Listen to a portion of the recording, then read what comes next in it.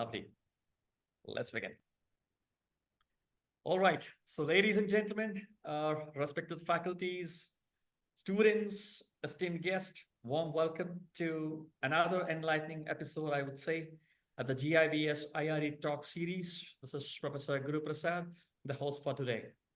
Well, this happens to be my favorite topic. The reason I always fail to understand why many of us do not convert the passion or interest into a profession. It's always a question mark. It also pains me as a teacher when we interact with a lot of students. They have huge talent with them, great amount of passion to a particular thing. But there is something that stops them, that converting that passion or interest to a profession or into a business. So I tried figuring out answer for this. Till now, I did not get a proper one. Until now, I think when I got to know about this topic from Mr. Danish Guada, I believe today I'm walking off with an answer that there is a possibility of converting the required the passion into your business. So today's topic is all about it. We're talking about turning passion into a strong business, how personal interests spark entrepreneurial ventures. I was long time waiting for this, and I'm so happy. Today, we have with me Mr. Dinesh Guada. He's the author, the CEO of the multiple business ventures, and I believe he's the right man in the right job today for us, right? So, Dinesh, I'm very happy to introduce my institute, this Global Institute of Business Studies. We are a 10-year-old business management school running two programs currently, the PGDBM, which is a master's program, another one, the undergraduate program with the BBA, the Bachelor of Business Administration. I have closer to 850 students with me. And moreover, I'm very happy to inform that we have a flagship program called IRE, which is Innovation, Research, and Entrepreneurship. Now, today, the whole business school are talking about nurturing, tomorrow's entrepreneurs. So I have a good set of students with me who are, I would say, the budding entrepreneurs, all excited to get into the business domain. And we do conduct such wonderful talks from eminent speakers like you who come and share their experiences. So today, I'm all happy and excited. So on behalf of the entire fraternity here, the students, faculties, and the management, I extend my heartiest welcome to you, Mrs. Dinesh Guada. And stage is all opens to you. I'm quite excited. I'm sure a lot of my students are excited to listen from you. Over to you, sir. Thank you so much. It's an honor. I am a very passionate person about education. And when it comes to this topic is, of course, even a more personal topic. And one of the things that I've been learning with my career is exactly like you said, how you make the balance between the passion, between the career, and especially the balance, because it's all about balance. Because, of course, it's very easy to talk. Walk the talk is much more different. Absolutely. And as well, one of the things I've been finding, and hello to all the students, as I think 57 participants, so I welcome you all. I think you are in a great time of humanity, but as well, one of the biggest challenges times for the history of humanity. So I think the opportunity right now is that we have the biggest tools ever. I would say that if you go back 1,000 years, we are gods compared to what we were before in terms of the tools, in terms of our capacities. But in fact, like Mr. Guru Prasad said, the biggest challenge right now is that we are creating a couple of major shifts in our society. And a lot of them is perception, how we look at our own passions, and as well how we convert these, but as well how we don't get lost in translation between all the things happening around us. And that's probably one of the biggest challenges that we are facing, because turning passion into a strong business is something that is a long-term strategy. And I'm going to be trying to show you multiple things. I prepared some slides, but I want more to engage, go for questions and answers, and then we play around with this. So we have a dual nature of our society. That is, all of us here are becoming digital twins. So everyone here has their own organic version, like me here in London, seated in this chair in my office, and you guys seated in your chairs in the business school or wherever you are in India. And then, of course, there's all the digital twin of our data, all the different things that we're doing. So turning passion into a strong business passes, and I put a subtitle, through the process of reverse engineer, reinvent, startup our humanity with AI. So reverse engineer is very, very important because we need to reverse engineer. So a very simple example is if you want to achieve something from 1 to 100, you have to go 1, 2, 3, 4, 5, 6, or then you create multiples of 10, and you can have from 10 multiples of 10, you have 100, or from 2 multiples of 50, you have 100. Multiply 50 by 2. So mathematics is key, and mathematics in terms of life, but in terms of projections, in terms of emotions, in terms of a lot of different things. So reinvention is key because the technology we are talking in this call and the way we do using Zoom, and of course the cameras in our computers will not be the same in 1 year. In 1 year, the streaming capacity probably will be different. As well, the AI capacities will be completely different. And AI is a key word because I'm going to talk about that. It's going to be a critical element for everything we're doing. And the startup is very important. I believe there's a book that I suggest to everyone that is Startup of Me from Reid Hoffman, the founder of LinkedIn, the major global capitalist. And the idea of the Startup of Me is that everyone here is a brand, is a business, is a sales mechanism, and as well is a projection of your own personal, emotionals, intelligence, and as well your capacity of putting all of this together in a road journey. And that's the business, that's the startup. And of course, when it comes to AI, we are in the most challenging time in the history of humanity. So about me, I think you know, but one of the things I always did, and I think my history probably gives a bit of at least some good things for you guys, good and bad from what I passed, because in the end of the day, you have to learn with mentors, with people. So I was always a person that I wanted to do things. And initially, for instance, start with my own passion. I start by passions related with writing and creative. And then I shift because I'm as well very entrepreneurial. I understand that if I want to be a creator and a writer, I have to be entrepreneurial as well, because I don't want to be dependent of selling my art or my writings and so forth. But I want to have a say in what I do in my life. Then it brings my entrepreneurship, which I became very early in the university, actually precisely in your age.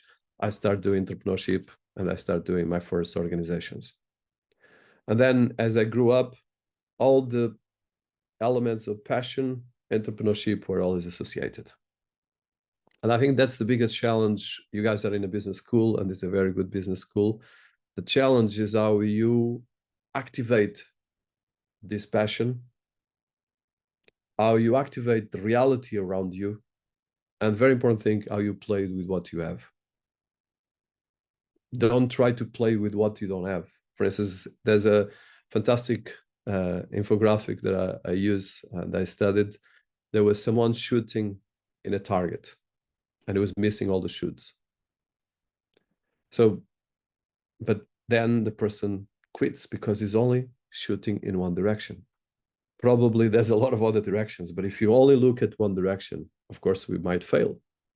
So it's as well how we look and how we start. So I think I would start with one thing that is key for you guys, because everyone, I'm sure in this call, is spending, I would say, 5 to 7 hours in digital tools. Might be in your computer, might be in a game, in a social network, and so forth. But I would like to ask, and that's the first question that you can ask afterwards, is how much are you using out of this time to build your brand, to build your perception, and even to use this time to make it profitable for your own emotional and balance and passions. So one of the things I do, I use social media as my learning lab. That's why I achieve these numbers. And this is a continuous work. But everyone here, especially business people, you have to have a control over your brand. Your brand is critical. Your perception is critical. Then it brings, of course, the second part is that passion.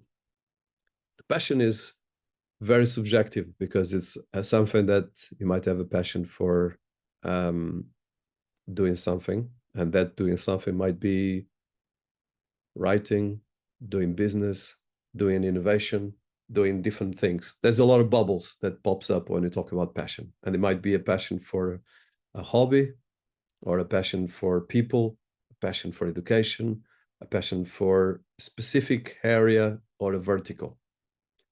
But when we talk about passion, the most important thing is what makes you wake up every day and, like they say, come to work in a way that is wonderful what you do and is not boring and is not something that doesn't fulfill you. This is the first question you have to ask. What do you want to do that makes the best out of you? And don't underestimate this, because this is the biggest question, and this is normally where people fail. Because if you don't know what you want, no one can do it for you. First of all, you need to understand, and of course, in your age, I'm sure most of you are still discovering yourselves. It's normal. But the irony is that even if you are discovering yourselves, at the moment you guys are dealing with something, all these bubbles here. There's the bubbles we can look here, or bubbles of data, bubbles of distractions, bubbles of the things that you really like, or the things you hate, okay? But the most important thing is how you manage all these bubbles will make your life meaningful or not. And very important thing, take ownership. Never blame anyone but yourself for the things you don't achieve. No one is responsible for anything but you, and only you control your thoughts. So this comes here to a couple of things, okay?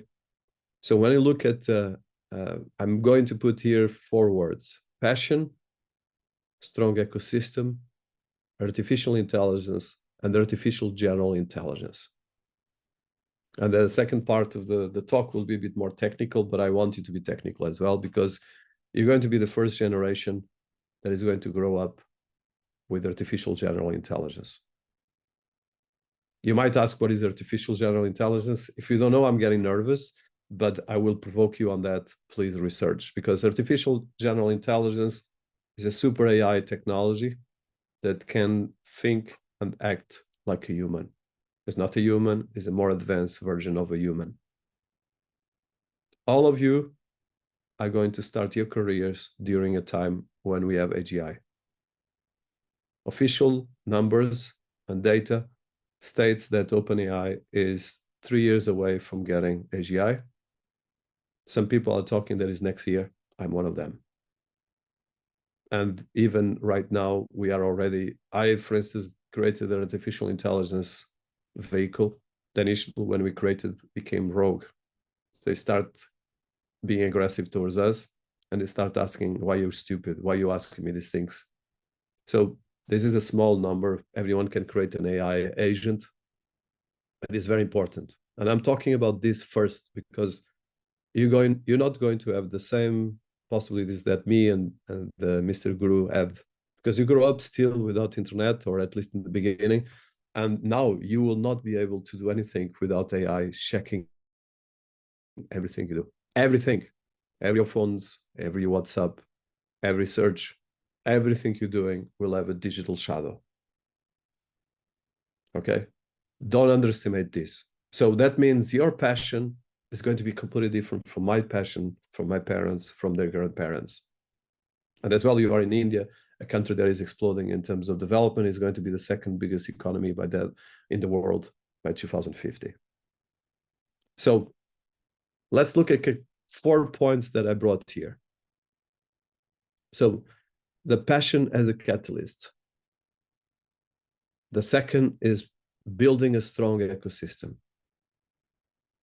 The third is the AI and digital in all of this, and special on yourself. And fourth, and it's a provocative, but you have to take it serious, is the potential of AGI.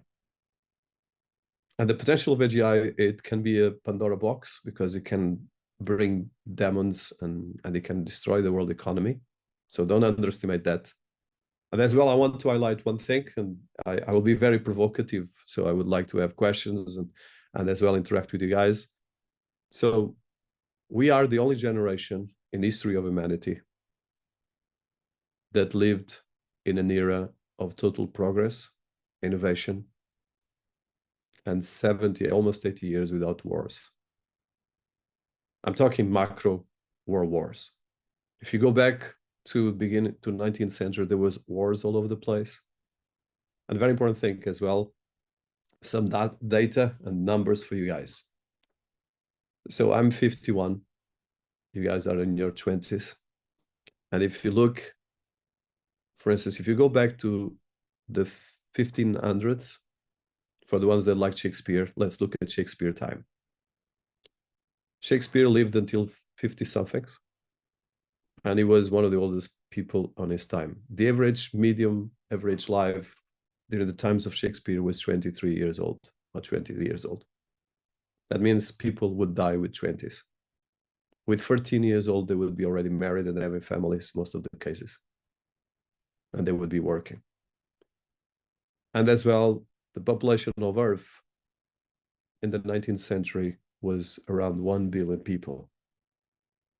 From these 1 billion people, and this is 500 years after Shakespeare, so 19th century, 20th century, we're talking about 1 billion people on the planet, and the average lifetime was around 40 years. Now we are close to 9 billion. India alone is 1.475.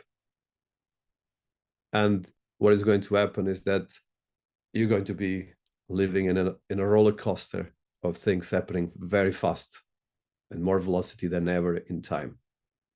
So that's what it coming back to these 4 points, why this data is very important for you. Your passion is even more important, because the kind of conventional work from 9 to 5 will not exist. For instance, just coming back to, there was a document that was leaked out by one of the whistleblowers of OpenAI. This is information, you can check it. I tweet about it, but you can find it on the internet. And that document was precisely talking about AGI. If you read the document that was sent to the Congress, the US government Congress, it was stating that, and this is, I want for you to think what I'm going to say, because even me, that I'm working with artificial intelligence, I think about this every day, that AGI can have the power to replace all the human working people in the planet in terms of the jobs that we do, so sophisticated jobs. I'll repeat, an AGI alone can replace all the work done by most of the population of the world. I'm talking intellectual work. I know that this is a bit scary, but this is happening as we speak. And it's happening at velocity invisible, because most of the people are not thinking about this and they are not taking this. So that's 2 things. If that happens, of course, this is still a probability. But in the end of the day, for instance, the last update of ChatGPT 4 killed around 1,400 startups. So this is the risk that we're facing. The other part is that if you do something that you really like, there's 9 billion people you can serve. So you reverse engineer. That's the purpose of what I've been doing here. So if you reverse engineer, and if you love something and you want to serve people doing something, it might be with a specific talent you have. It might be a new innovation in cloud computing. It might be a new innovation in helping process knowledge in education. Education is going to be one of the biggest things. For instance, sports, coaching, because people need to have new things to do. The conventional works are changing. And as well, all the jobs that we have right now, that you guys are going to have in your first jobs, they didn't exist 10 years ago. There were no chief AI scientists. There were no chief AI at all. At the moment, there's hundreds of new jobs being created around AI in particular. So let's look at the passion. So passion as a catalyst is something that can be used to fuel creativity and innovation, but specifically persistence. Because when you love something, you will do it. You will not give up. And that's the biggest challenge. Most of the people give up.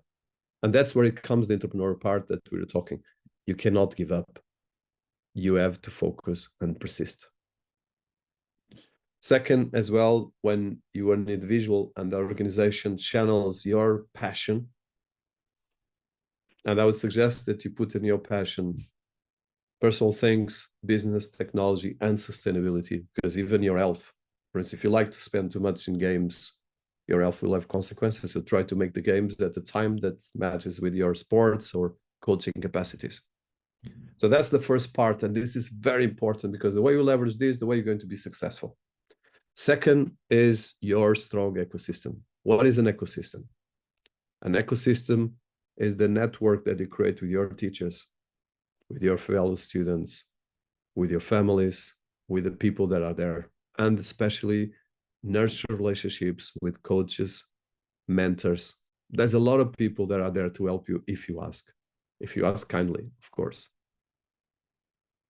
It's funny because I have 2 million people following me and engaging with me. Very few people send me personal letters asking me for some help. If someone asks me something specific, I will always answer. But most of the people forget that. But of course, you have to persist. There's cases of, for instance, people like Jack Ma, the founder of Alibaba, and I think he did close to 100 applications, and he failed in all the applications for universities. They didn't give up. They continue. Most of the people like me fail hundreds of times, thousands of times. And you're going to talk about failure, but this is very important. So the ecosystem is key because this ecosystem will be there when you fail. This ecosystem will be there if we talk, we learn, and you can actually get a lot of solutions on this. And this is the important thing, is that for building a strong ecosystem, you need tools, you need platforms. And that's the key element that you have to focus. Then the element as well that you have to consider is the community, the collaboration. This is, for me, one of the key elements that I think we don't have enough time to look at this because I think we are so busy and so distracted. The level of a community and collaboration is key. Being part of networks is one of the most important things. Then sustainability and scalability is really key, because what I mean by scalability is that if you start today, for instance, let's look, you want to create a fashion brand. You want to create any brand. You want to create your personal brand. The first thing is that every day you have to do it. If you don't reach 1 million, if you don't reach 10 million, 50 million, or if you don't reach 10,000, you have to start today and tomorrow keep going. The scalability is that how we get through starting today to go to the specific numbers that you can achieve afterwards. And this is very important that you do it with sustainability, because you have to find elements. And this, one of the things that Mr. Guru mentioned was, when it comes to our challenge in terms of passion versus entrepreneurship, is that being an entrepreneur is, first of all, being persistent about something you like. You can ask all the successful people, especially very successful entrepreneurs, why they succeed. I would say 90% will be persistence, resilience, and then passion. But very important thing, passion has to be defined properly, because passion can be very subjective, okay? You need to make sure your passion, because for instance, my first passion brought me to a lot of failure because I was too much ambitious and I was not very well prepared. So that means I failed in a lot of different things. And then through these failures, of course, I learned massive, but it was very painful. And there's a lot of times, of course, that you feel, should I quit? Should I stay? So the persistence and resilience is the most difficult thing. And then the passion, of course, has to be done through that angle. So AI role. So the AI accelerates all of this. Even the tools that we have right now, just now, especially ChatGPT-4 and 4.0 and 4.01, whatever the name they keep changing. And you have elements like Perplexity.ai, you have Claude, you have Gemini. There's fantastic tools. None of these tools exist 6 months ago, the way they stand. the capacities of automation you can do, it's amazing. And at the moment, you have as well to think a bit like an AI. Because, for instance, if you ask an AI about your own passion, even about whatever the challenge you're going through, it's going to create patterns. And I was actually having a workshop with different people, and the importance of attention to patterns is very important. What is a pattern? A pattern is something you do repetition on a regular basis. So pattern recognition is you look at different patterns that appear in media, in technology, in news and education. And then through these patterns, you create mechanisms and you start looking at this. Through AI, you can automate producing repetitive tasks and focus more on creativity and innovation. And you can look at insights and analytics. You can provide data-driven process. For instance, you want to do something, you are passionate about something. Start prompting engineering that passion. For instance, one simple exercise. I want to create a startup that will generate $1,000 per month in the vertical of tourism in this specific region. I have a budget of $1,000 to start. If you put this in ChatGPT, immediately you'll have a small business plan. So this is a very basic stuff, but it's about then how you start taking this, put it in an Excel, transform it, and be data analytics driven. And very important, personalize it towards your capacities. For instance, if you're not good with digital skills of marketing, if you're not good with the areas, for instance, of you're shy. For instance, there are people that are very shy, very introspective. And these people try to be in their shells, and it's difficult to get out. So it depends on your personality as well. For instance, you might be very good going and speaking in public, engaging with people. That's all these things have to be tailored towards your passions. And you have to adapt this because, for instance, if you're going to create a startup and you're not very good speaking public, then you need to focus on your brand digital. Then you don't need to be public. If you're good public, go to events and engage because relationships are still key. And this is something, very important thing that AI is not going to replace. AI is not going to replace your skills, your relationships. And this is a key element that people underestimate. Then AGI, I touched that, but AGI is going to be incredibly challenging because it will push the boundaries of anything of innovation. We're talking about multiplying the capacities of ChatGPT thousands of times. That means I can, for instance, at the moment, I use AI to make a financial crisis predicament, and I create an entire 100 pages document with an entire study that can be transformed in massive amount of patterns. But this will create a new level of exigence. And I think the biggest challenge is that it might create a risk that people that are not very self-driven will become managed by big data mechanisms and organizations. And that's the biggest risk. Your insurance, your processes that you have are going to be managed by these complex mechanisms and machines. It's not humans, but it's going to be incredibly challenging. So some summary here that are important. Turning passion into a strong ecosystem using AI and creating a self-sustaining dynamic environment. So surround yourself by people that you respect, people that are not toxic. Even if it's difficult, learn how to say no.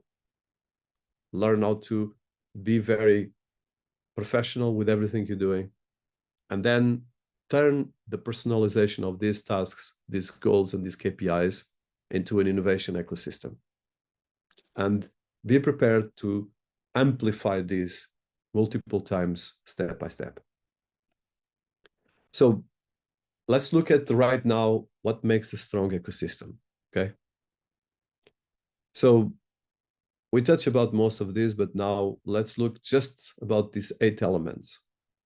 So first of all is the strategy. What do you want to achieve?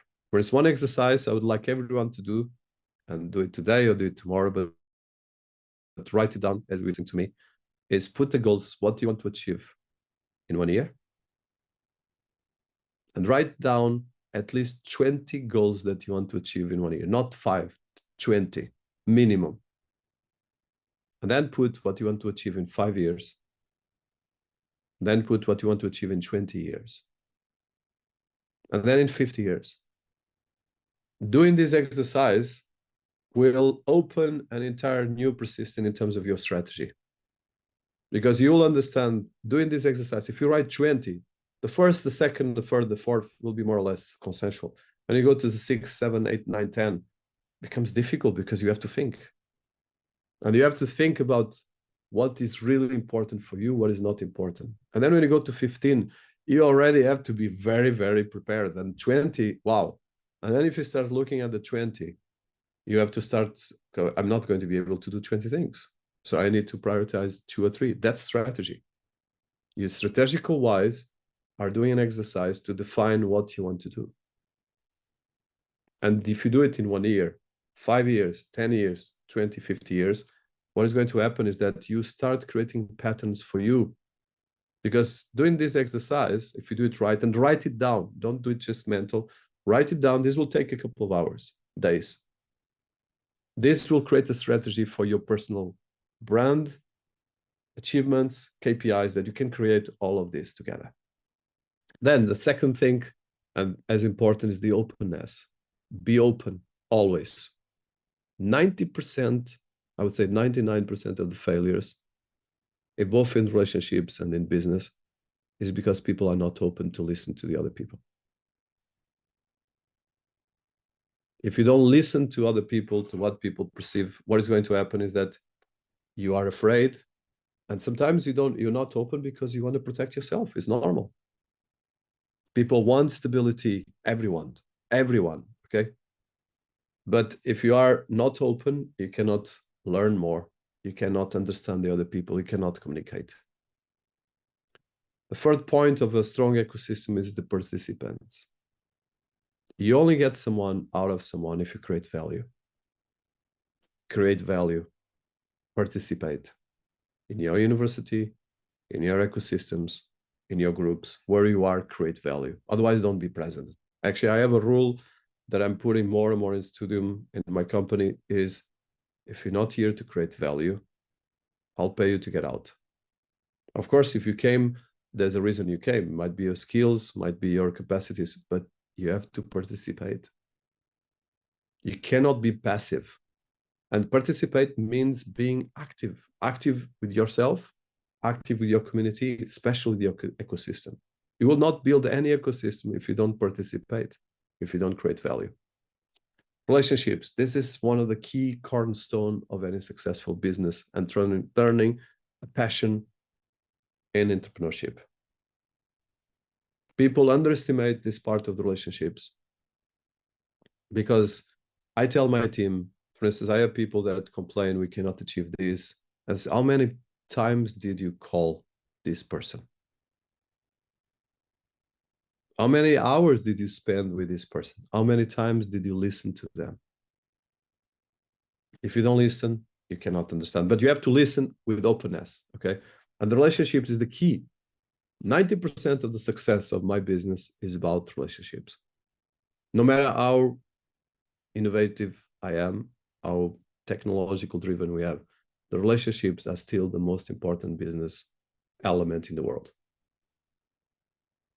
Because you have to have relationships with the investors. It might be your father or mother that put $1,000 or your friend or whatever the stuff in your first business. It might be someone that gave you great advice. It might be someone that helped you understanding one problem to get traffic in one website, or it might be someone that can actually help you meet another person, or it might be just one person that taught you something that became a life change element for you. Then the other element is value exchange. For me, this is the key element. I never like to have a debt. I like to make sure I pay my bills and making sure that you create value for the other person. You will not create any ecosystem, any business without creating value. And creating value really means go deep, understand what is the value you create. Don't get out of a project without creating value, or don't get into the project. Don't get into a relationship without creating value, then don't go in the relationship. And this is, don't underestimate the value exchange, the value creation. Then industries, there's a lot of industries. There's a lot of things happening. That's the beauty about your generation. You guys have so much great opportunities, but the challenge as well is that you're creating massive machines of distraction. With all these tools, you can very easily be distracted. And then is how we go from the theory to the practice, because you create the strategy and you need all of this. And that's why I ask you, write down things. For me, writing down things is key. Might be a piece of paper, might be a sticker, might be in the journal. Write things down. Nothing happens unless you write it down. And if you don't write it down, someone will write it for you. That's a very important element. 90% of people have their lives, their fates written by other people because they don't take ownership. So what happened is that they have their fates written by the friends, by the parents, by the girlfriend or boyfriend. Everyone manages their lives besides them. And this is a very important thing because there's so much industries. In each industry you are, for instance, sometimes you might have an opportunity because you went in industry because it was early times. And if you go in AI right now, if you become an expert in AI, I'm talking an expert needs at least 5 years, okay? Nothing happens by accident. Become an expert in AI, you're going to have a massive career. But of course, in AI, you have multiple industries. You need to understand what is the problem you're trying to solve, what is the value you create, and be prepared for complexity. Because yes, we're going to become more and more complex society. Complex on the layers, complex on the technology, and you need to continuous openness to learn, to keep re-educating yourself. This is a very important thing. The complexity is going to be exponential, bigger and bigger. So that means you need to study more and more. That's why you're in a business school, but you need to continue. After you leave the university, you continue your education. Every day there's a continuous education. Don't underestimate that. And then, of course, technology, we touched that. It's not just AI, the way we use the tools. It's still not different from AI, is still not different from a knife. You can kill someone or cut a piece of bread. With AI, you can kill a lot of people. You can do a lot of damage and you create a lot of breads and a lot of education, a lot of things. It's up to us. I know that I'm passing my time, so I will be just, I want very important thing, failure. Okay. And of course you can illustrate this, but I want to keep it simple. Don't be afraid to fail. Endorse failure. Of course, don't be obsessed about failure, but endorse failure in the sense that it's part of the trial and error process. My biggest failures were my biggest critical stepping stone towards greatness. And I'm saying this with all humility because failure, no one loves failure, okay? No one. But in the end of the day, there's the quote of Edison, I didn't fail, I just tried 1,000 ways that didn't work, is effectively the way. And the more I get bigger, for instance, if someone in my team is afraid of failure, what happens is that they don't make decisions. Not making a decision is failing.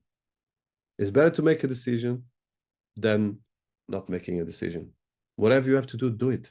Don't be afraid to move forward. This is 90% of the problem with the entrepreneurs is afraid of failure or getting stuck on the failure. And I know that in some cultures, and in India, there's a lot of different castes, a lot of different cultural systems.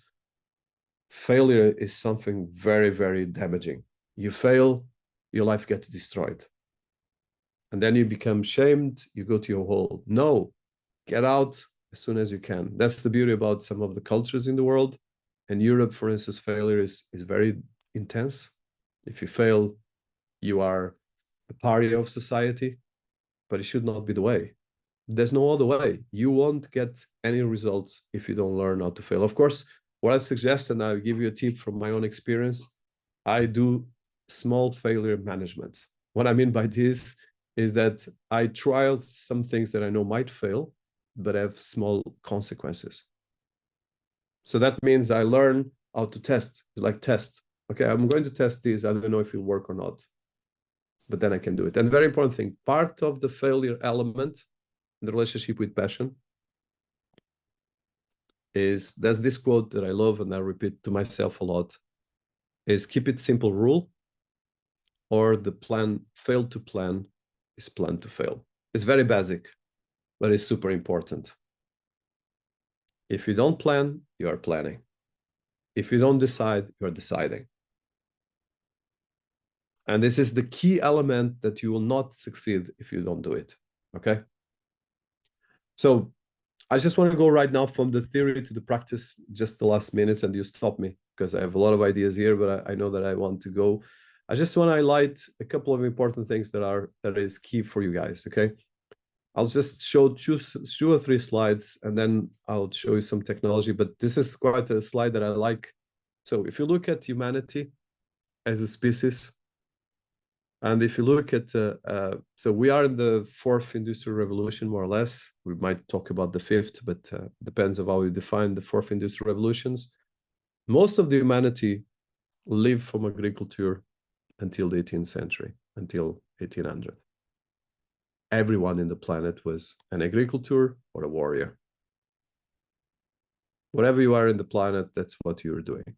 And then you might have some subset of agriculture, but was everyone that was doing. And then, of course, there was the invention of the printing, the invention of fire, all these different things. But as a human being, for instance, from 300,000 years ago of the Homo sapiens that we are right now, it took us a huge amount. For instance, the musical instruments, they were created 43,000 years ago with the flute. So the irony is that most of the innovation that we have right now didn't exist 200 years ago. And most of the works that you have right now didn't even exist 5 years ago. Especially you guys in the business school, we all will work with AI-related tools. So there's a big, this stipulates what I was talking before, the idea of culture, the idea of civilization. Then very important thing, and this is a key element that comes from the theory to the practice that I want for you guys to do, and I'll spend just 1 minute here, is the digital literacy. So we talk about AI and AGI, but it's very abstract, big topics. Now let's look at very small things. Digital literacy implies, so passion, creativity, digital assets, how you manage that, practical functional skills, critical thinking, evaluation, digital safety, security. This is a key element. Just for you guys to know, if you go to my YouTube channel, I interviewed a couple of weeks ago, former director of the FBI. He actually disabled one of the biggest spies in history, and of course, put his life at risk multiple times. But one of the things he said that made me feel, and to be honest, I knew about numbers, but I didn't know how big it is. So the risk with cybersecurity, so the world economy, GDP, is around $100 trillion. $100 trillion, more or less. Depends on the benchmarks, but it's according to that. The cyber crime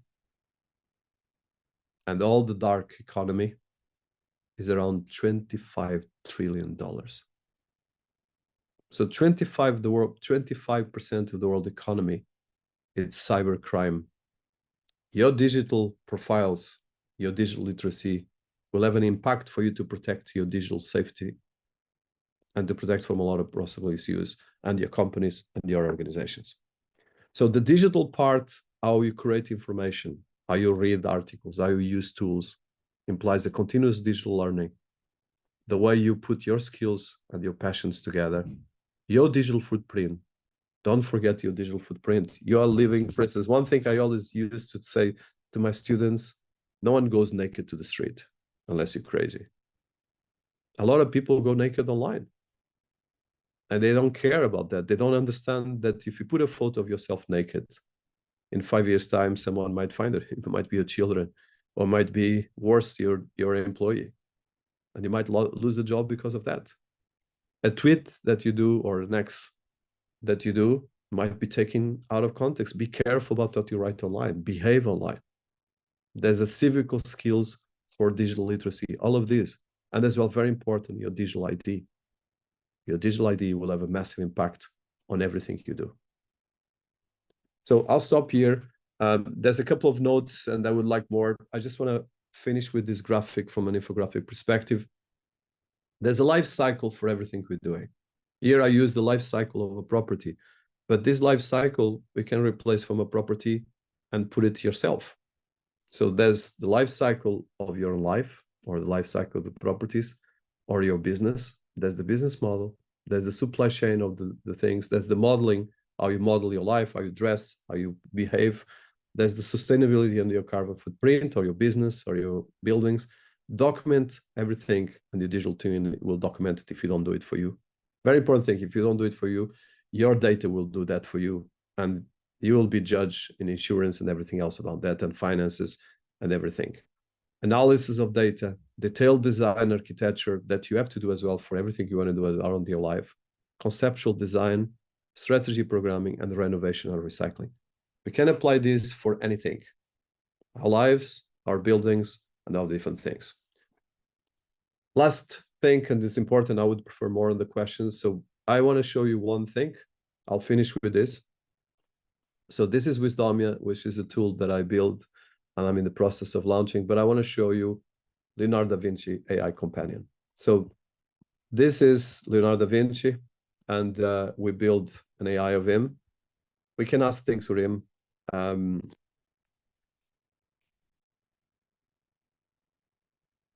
So I will ask precisely, this was one of the biggest geniuses of history of humanity. What was his biggest passion?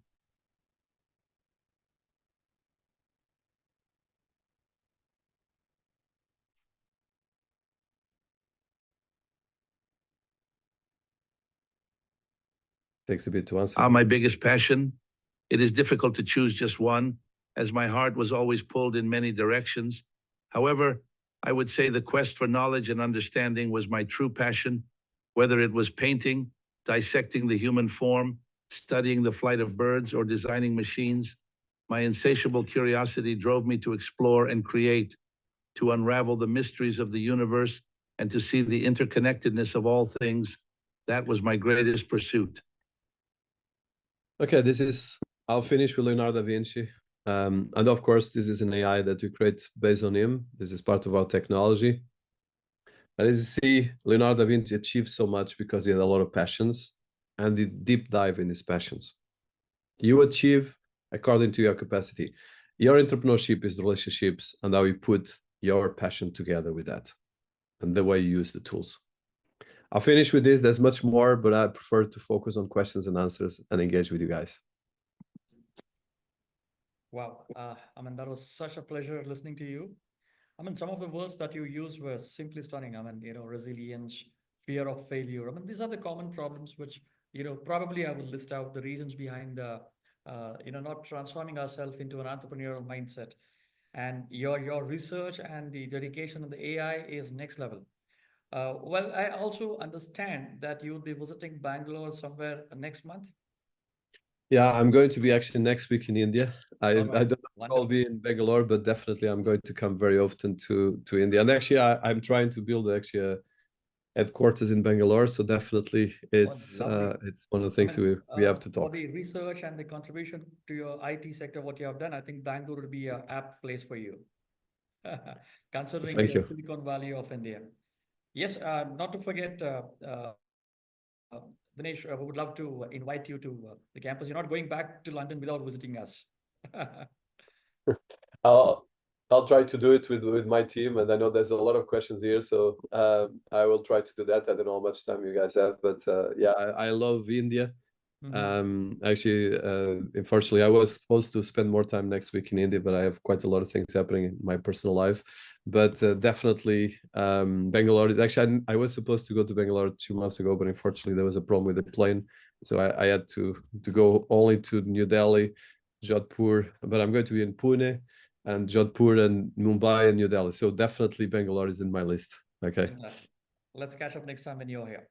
With your permission, can I take up certain questions which my students have? Yes, please. Great. Here's the first one.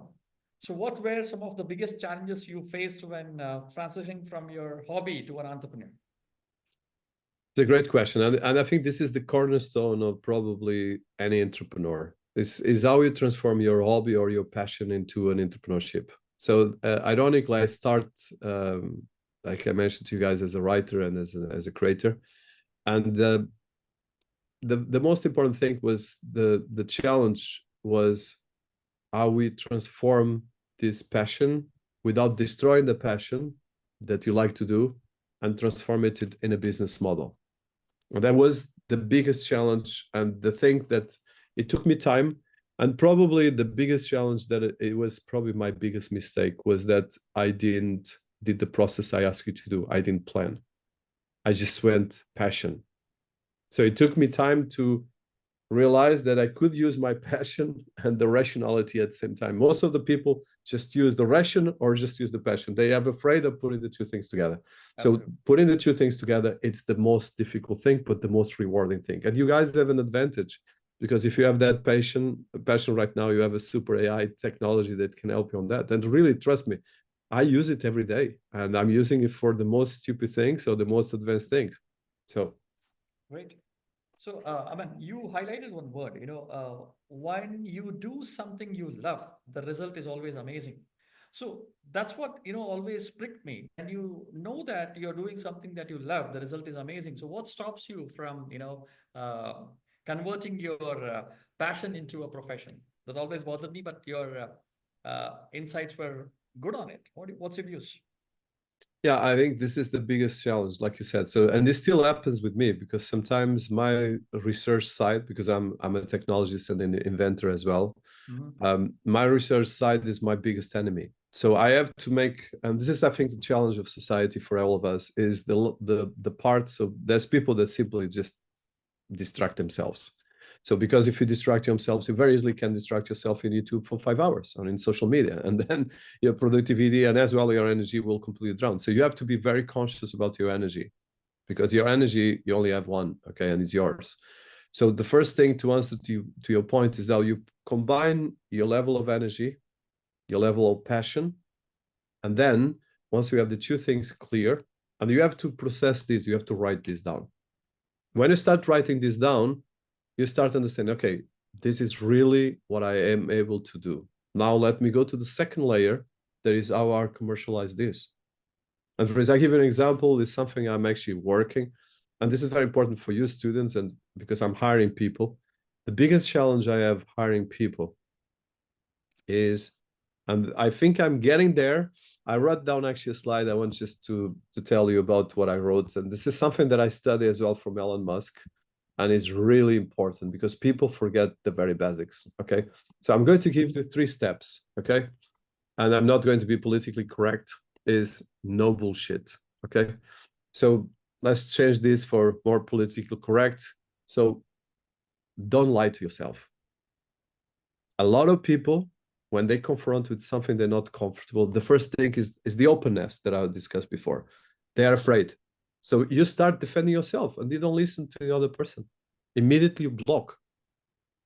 Go. Don't be afraid of taking ownership. That's the most important thing. Because if you take ownership, then you can go to the process.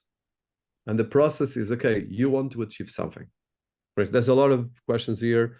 How can you reach your target audience? And that answers to your question as well, is you reach this planning a process, writing down.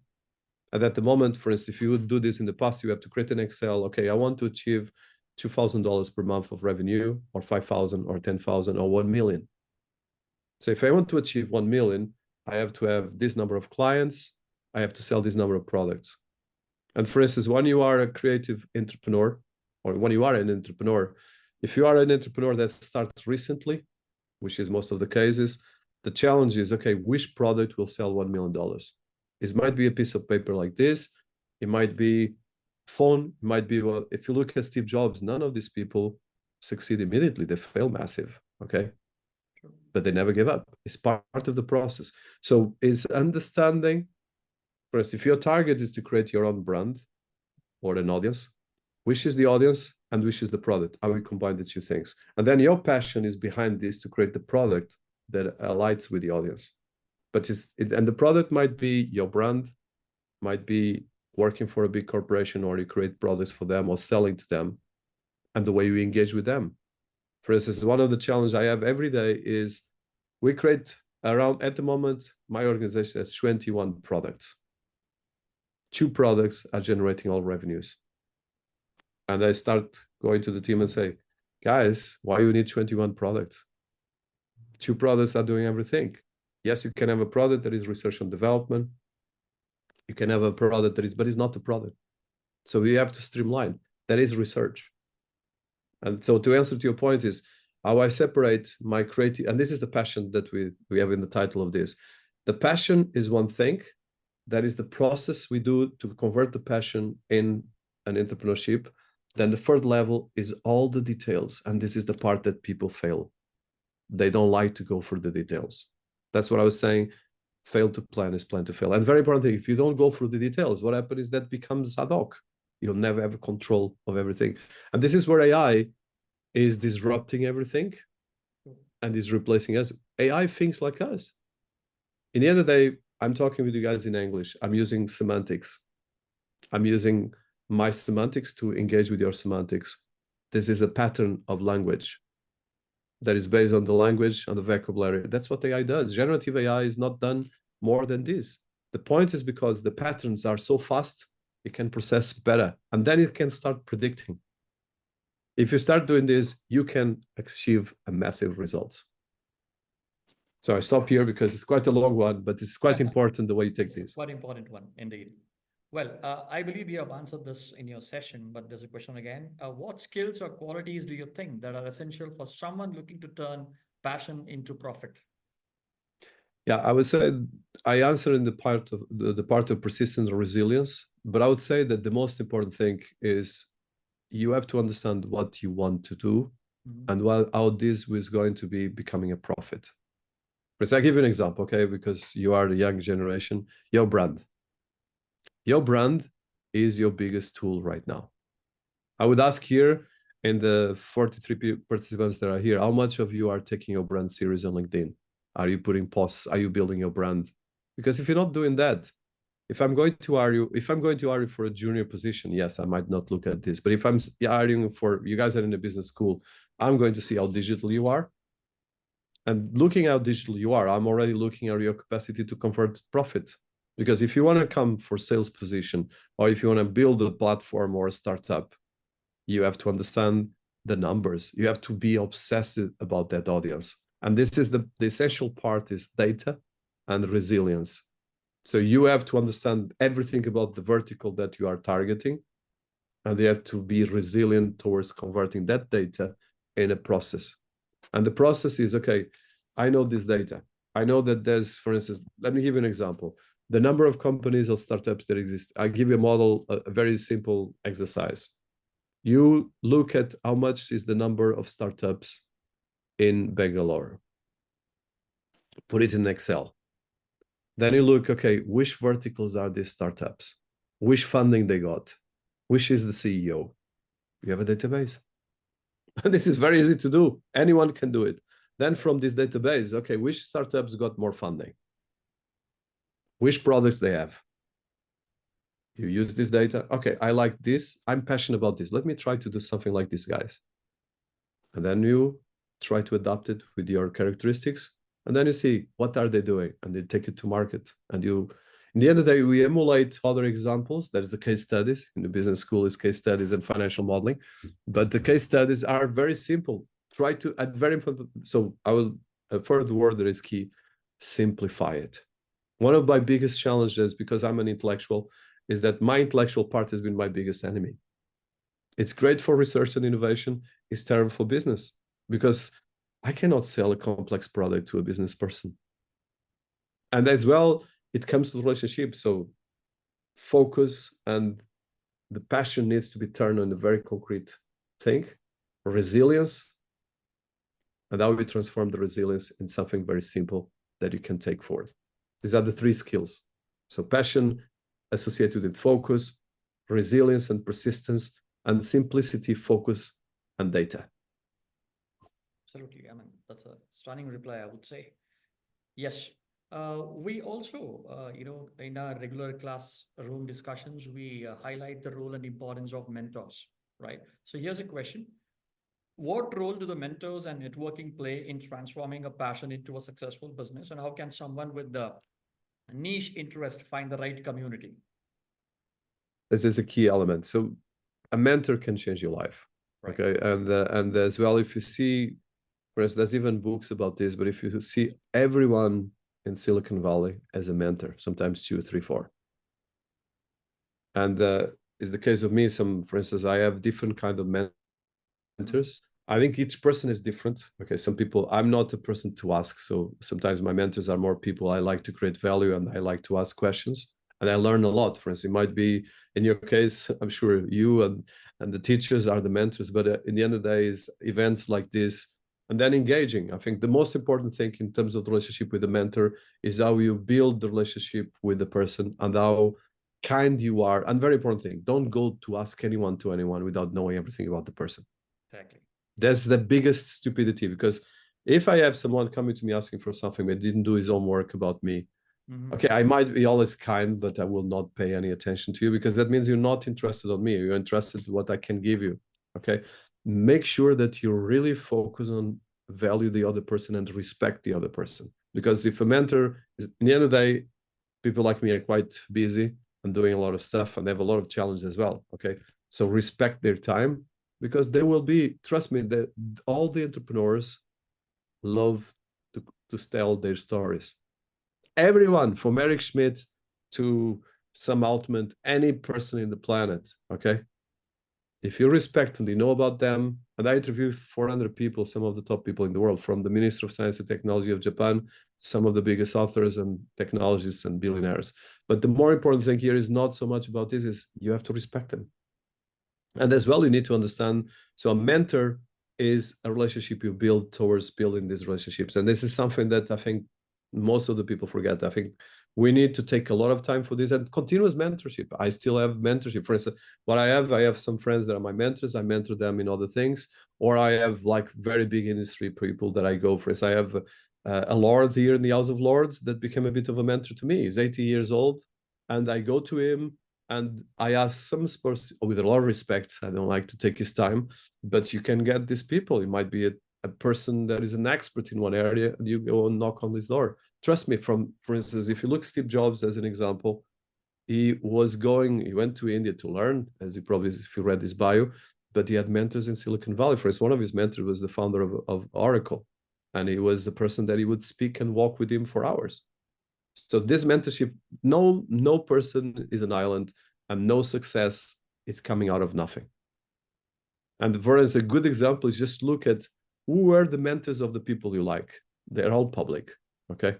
There's even research. That's the beauty about AI. You can find all this information that's just a couple of years. You need to read a lot of books and a lot of information for that. Very true. So can I say that, choosing the right mentor is an art? Can I say that? Yes, it is an art. It is an art, but I think I would say there is more a kindness art, because you have to, in the end of the day, I would say a mentor is more a spiritual relationship we build with someone. Because if you're asking someone to mentor you, you have to be prepared to be very respectful, very kind, and understand the person. Because that's the thing that I think it's the challenge that I find a lot of, and this is, for instance, with business schools and education in particular, the biggest challenge is how we put all this talent that you guys have together in the right approach. And as well, how we work on the personal skills, the digital skills. It's completely important. And the AI skills, which is digital right now, is AI, but we have to put all of this together. Right. Lovely, Mr. Dinesh Gowda. We come to a wonderful session. Indeed, on a personal note, I would definitely say yes, because a long hunt to wait for this answer. I got it from you. I'm sure, because this video has also been recorded, I'm going to see this once again, because your insights were truly incredible. And on behalf of the entire student fraternity here, the faculties who have joined, let me extend a heartfelt thanks to Dinesh Gowda for this wonderful session. Thanks a lot for spending your time. I know, it's a busy day, it's a long day for you. And yes, despite the passion that you showed towards, enlightening others, that's something that I really appreciate. Thank you for that, Dinesh Gowda.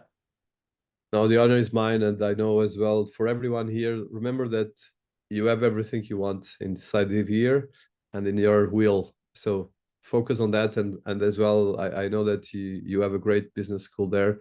Use as well the best, communicate and follow up. And anything, I'm always here. Thank you. I certainly wish to see you here in the campus once.